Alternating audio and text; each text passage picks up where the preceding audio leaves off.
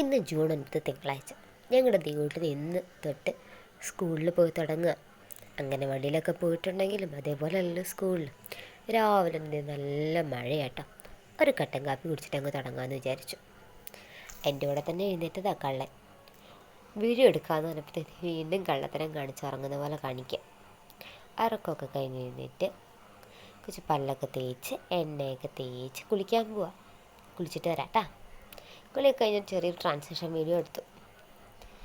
അപ്പോഴത്തേക്ക് അമ്മ ചേട്ടനെ കുളിപ്പിച്ചു. എനിക്കും കുളിക്കണം എന്ന് പറഞ്ഞ് വാശി കാണിച്ചത് തന്നെ എണ്ണയൊക്കെ പറ്റിയ കള്ളിപ്പാറും.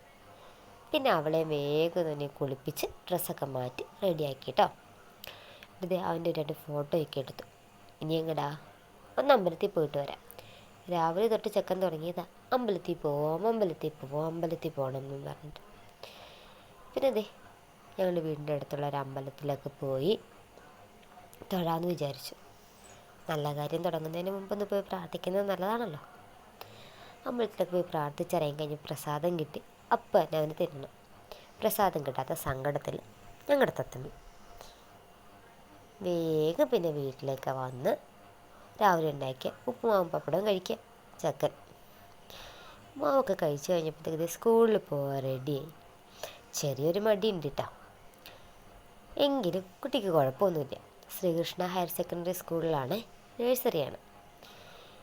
മടിയുണ്ടെങ്കിലും അതൊക്കെ കാണിക്കാണ്ട് എൻ്റെ കുഞ്ഞ് നടക്കുക. ഇനിയാണ് ട്വിസ്റ്റ്. ക്ലാസ് എത്തും തോറേ ചെറുക്കന് മടി കൂടി വരിക. ലാസ്റ്റ് കരച്ചിലേ. പിന്നെ വീഡിയോ എടുക്കാൻ പറ്റിയില്ലേ. പിന്നെ ടീച്ചർ ഗ്രൂപ്പിൽ അയച്ചു തന്ന ഫോട്ടോ ആയിട്ടോ ഇത്. അതിന് മിടുക്കനായിരിക്കുന്നുണ്ടല്ലേ.